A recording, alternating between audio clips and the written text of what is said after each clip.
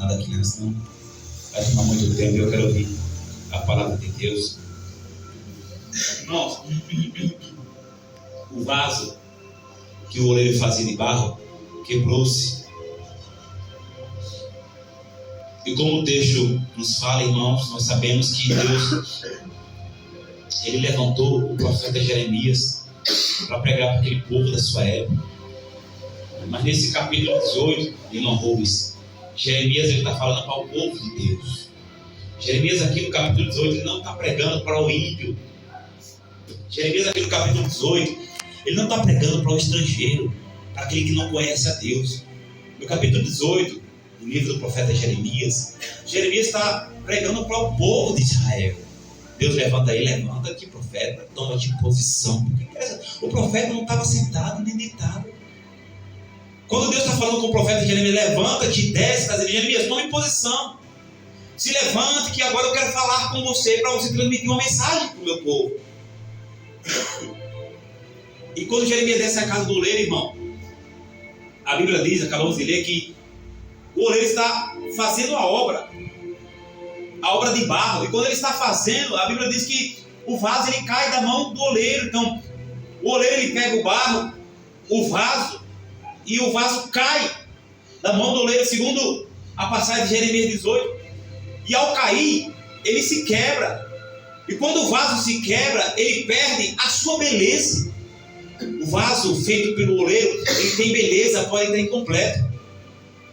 Então, a palavra de Deus diz que Deus fala com Jeremias: não poderei eu fazer de você ou de vocês, ó casa de Israel, como fez esse oleiro, porque quando o vaso caiu, se quebrou, o oleiro catou, colocou sobre a roda e começou a pisar e começou a girar e colocou a mão de novo sobre o vaso e começou novamente a ter forma o vaso que o oleiro fazia.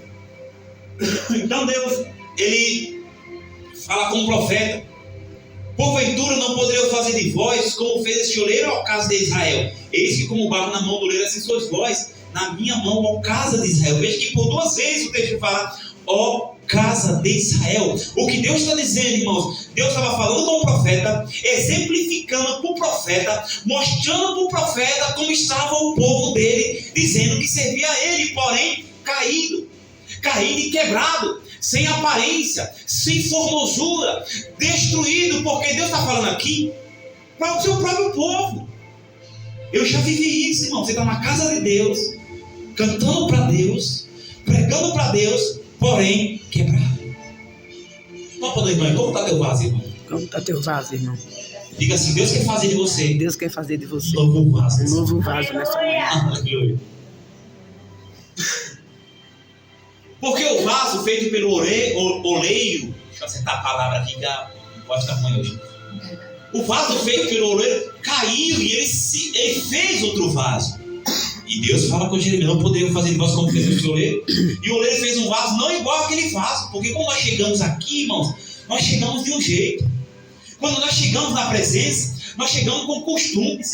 Quando nós chegamos na presença, como diz Isaías 59, nós chegamos cheio de lodo. Então talvez seu vaso chegou aqui, quem sabe quebrado, rachado. Vaso rachado, irmão, não segura azeite. Como assim, pastor? Vaso rachado, vaso que bebe de qualquer jeito, não consegue manter dentro dele a presença, porque Deus não habita em templo sujo.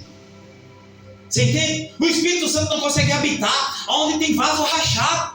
Como, pastor? Se eu tenho uma vida de pecado, se eu tenho uma vida de boca suja, se eu tenho uma vida de contenda, se eu tenho uma vida que eu digo que tem união, mas não tem, Deus não habita na sua vida, irmão.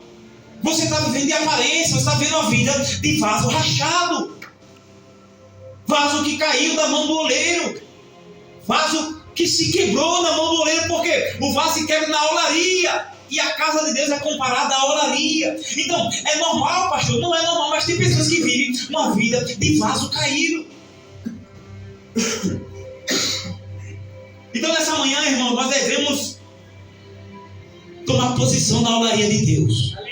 E dizer: Senhor, como eu cheguei na tua presença, o meu vaso está caído. E se está caído, nós devemos se colocar na mão do oleiro, para ele fazer um vaso não conforme os seus olhos, mas conforme a vontade de Deus. Porque Jeremias fala que Deus disse para ele, no capítulo 18, que Deus queria fazer dele um vaso conforme pareceu bem aos seus olhos. Aí você pergunta: e aí, Jesus, o meu vaso está conforme os seus olhos? Eu estou conforme manda a tua palavra? Porque está conforme um vaso, conforme aos olhos de Deus, Ele fazer os olhos um vaso conforme os seus olhos, conforme a sua vontade, é você estar na vontade de Deus. E essa semana, quanto que você fez para estar na vontade de Deus? E essa semana, quanto que você foi vaso com as brechas tapadas? Ou você foi um vaso rachado? Ou você foi um vaso caído? Pastor, eu tenho sido vaso rachado, porque o que o senhor está falando aí, muitas das vezes está coincidindo na minha vida, irmão. Você precisa, irmãos, retornar para o oleiro. Às vezes, nós dizemos que estamos na comunhão, mas não estamos em comunhão com coisa nenhuma, irmão. Você tem que se analisar o que a Bíblia diz. O que a Bíblia fala de quem é falador. Olha, irmão, que bonito o que a Bíblia fala de quem é falador. O que a Bíblia fala de quem vive pecando. O que a Bíblia fala de quem anda caído. Então, irmão, você precisa começar a tomar posição na sua vida, a se examinar pela palavra. Aleluia. Você não pode ser apenas um religioso. O que é um religioso, pastor? É alguém que vem na igreja e bate o ponto e vai para casa. E para ele está tão legal. Então, eu não posso, irmão, essa manhã, ser alguém religioso. Não, eu vou lá, tá tudo bem, eu dou meu dízimo, eu canto o hino da harpa com o pastor. Não seja vaso de aparência. Não seja vaso religioso. Mas eu preciso estar como o oleiro quer. Vaso rachado não segura azeite. Vaso deformado não é a presença de Deus. Nós somos imagem e semelhança. Você está entendendo? Quando você vai na feira, quando você vai no centro, seja lá onde você faça suas compras, você compra um vaso. Você pode olhar na loja, tem vários tipos de vaso. Você pode comprar o vaso mais bonito, porém está incompleto. Você pode comprar o vaso grande, o vaso pequeno, porém está incompleto. Está bonito, está com uma aparência bonita, cheio de cor, né, irmão? A gente vai na loja comprar vaso, tem vários tipos para você colocar uma planta. Ele está bonito, vaso grande, vaso pequeno. Assim somos nós. Tem dias que nós estamos cheios de aparência, estamos bonitos, a gravata bonita, o terno bonito, o vestido bonito. Nós estamos bonitos, os vasos é bonito. Quando o povo vai fora, olha, irmão, que povo bonito, que vasos bonito. Só que, porém, o nosso vaso está incompleto. Porque, assim como você compra na loja e traz o vaso, ele está bonito, tem aparência, mas está incompleto. O vaso só fica bonito, completo, quando nós colocamos as flores. Você não compra o vaso. O vaso está bonito, está com aparência, porém não está completo. Só se fica completo quando você coloca as flores. E essas flores representam o Espírito Santo de Deus. Deus está dizendo: não adianta ser bonito, não adianta ter aparência se não tem presença. É isso que Jeremias está falando. O vaso estava bonito, quebrado, mas estava faltando ser feito, ser moldado pela mão do oleiro. Então que nessa noite, irmão, você seja completo. De manhã. Nessa manhã, Jesus, o pastor é terrível. Então nessa manhã, irmãos, não seja só de aparência, não tenha cores, mas coloque as flores para o seu vaso ficar completo. Aleluia. Amém. Pastor, o senhor tem uma mensagem dura aí que eu vou te contar. Parece que o senhor estava olhando a minha vida essa semana. Irmãos, é Deus que fala. Eu me ajoelhei aqui, eu não tinha nada para falar para os irmãos. Jesus, o que é que eu falo para os irmãos, Pai? Me dá uma palavra, Senhor, porque de mim eu não tenho nada realmente. Ninguém tem, se Deus não der, não é bíblica, a Bíblia fala isso. O que eu falo? Ele disse: fala, filho, porque muitas vezes o vaso está bonito, mas está faltando a minha presença nele. E esse texto fala para nós, irmão, é nós que temos que nos posicionar, porque Jeremias já foi enviado, foi Jesus. Jesus veio trazer a mensagem. Ele veio do Pai, Jeremias recebeu a mensagem do Pai. Veja se Jeremias não representa Jesus nesse texto. E nós somos a casa de Deus, somos o povo de Deus. E Jesus já veio, já pregou, já ensinou, mostrou o caminho. E nós sabemos o caminho, sabemos a verdade, conhecemos a vida. E estamos muitas das vezes como vaso rachado. Você já colocou água em um balde quebrado? Que ele nunca se enche? Não é assim? Quando eu enchi o balde rachado lá, e esse balde no meio, quando eu olhei um monte de água saindo pelo lado, irmão. Tem crente que não consegue sustentar a mensagem por uma semana. Como assim, pastor? Tem crente que ouve a mensagem no domingo ele nem lembra o que foi pregado naquele culto. Está faltando você tapar essas brechas aí, irmão, em nome de Jesus. Para você guardar a mensagem de Deus sobre o teu coração. Você está entendendo? Amém. É o que Deus fala nessa manhã, irmão. Tapa as brechas. Vigia, filho. Deixa Deus fazer a tua vida conforme pareceu bem aos teus olhos. Porque a gente não é assim, irmão. A gente tem que ignorar, né, irmão Zay? A gente diz assim, vou fazer como eu quero, rapaz. Que coisa é essa? Ninguém manda na minha vida. Cuidado, irmão. A Bíblia diz que Deus ele não tem o culpado por inocente. Pastor, quando que eu sou culpado? Quando você sabe da verdade e a não executa. Aleluia. Quando você sabe que tem que fazer aquilo bem e você não faz o bem. Você está sendo omisso. Você sabia que se a polícia passar aqui agora e tiver alguém baleado e ele não botar na bala e levar para o hospital, isso se trata de omissão, e omissão é um crime perante a lei dos homens? Se o SAMU passar aqui e você tiver caído e o SAMU não socorrer você, ele está praticando o crime da omissão? Você sabia também que a Bíblia fala que se você sabe fazer o bem e você não faz, você está sendo omisso e você está pecando e a verdade de Deus não está em você? Vamos abrir o parênteses aqui, irmãos. Estou falando de você que não tem condições de ajudar.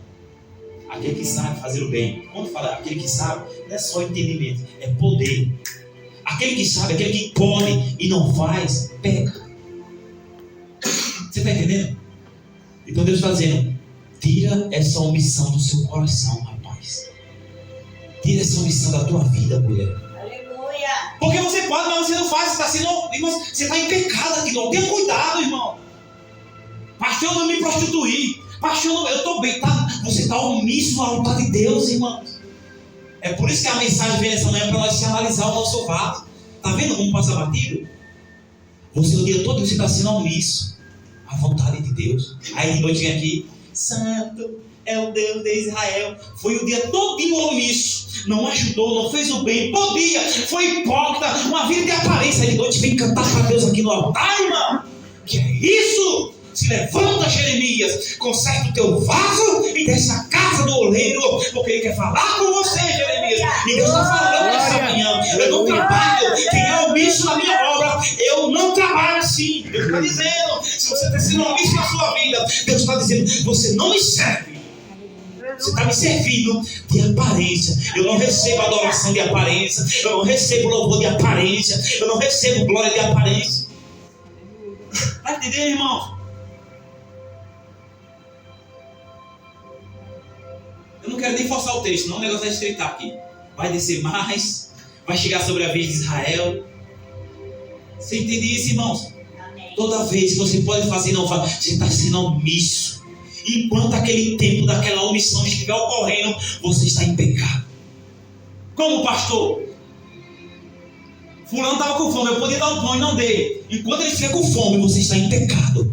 Até Deus levantar outro melhor do que você para dar o pão a ele. Você está entendendo, irmão? Você entende? O fulano chega com fome de manhã, você pode dar um pão, você não dá. Você sendo crente, conhecendo a verdade, conhecendo a palavra, tendo capacidade de fazer condições e não fez, até Deus sustentar aquela pessoa. Você está no pecado, não suba da vontade de Deus. Se você é um homem, se você é uma mulher omisso, se você se omite a fazer o bem, você está pecando, irmão. Aleluia. É a Bíblia que diz, não é o pastor que está dizendo, e nem estou forçando o texto. A Bíblia diz, aquele que pode fazer o bem e não faz, ele peca. Vamos falar assim, diga assim, aquele que pode fazer o bem e não faz, peca. Teve tempo que eu não entendia a palavra. Quantas vezes eu subi não nesse altar e outro altar em pecado? Você acha que pecado é ter relações sexuais com Betseba? Sair do palácio ou chamar a Betseba para dentro e fazer alguma coisa com ela? É ter relações fora do casamento? Você acha que pecado é só estar falando da vida do pastor? Você acha que pecado é o pastor estar falando da vida de vocês? Você acha que é só isso? Você está muito enganado, querido. É por isso que a Bíblia manda nós examinar as Escrituras. E a gente não examina. Mas o que acontece? O meu povo perece por falta de conhecimento. Nós estamos perecendo por falta de... Se você conhecesse, irmão, você não estava pecando pecado bobo. É bobo, mas no céu não entra pecado. Tenha cuidado. Põe a mão assim no coração, em nome de Jesus. Põe a mão direita sobre o coração. A mão direita no coração. O coração é aquele lado esquerdo, irmão. Aí faz, põe a mão direita no coração, põe a esquerda do lado. Põe aqui. Diga, Senhor Jesus, nessa manhã, Nessa manhã. me ajuda Me ajuda a entender a entender a tua palavra. tua Me palavra. ajuda Me ajuda a não a não omitir a tua palavra, a omitir a tua verdade. Diga, Jesus, me capacita para fazer a tua vontade. Aleluia. Aplauda Jesus porque Ele merece.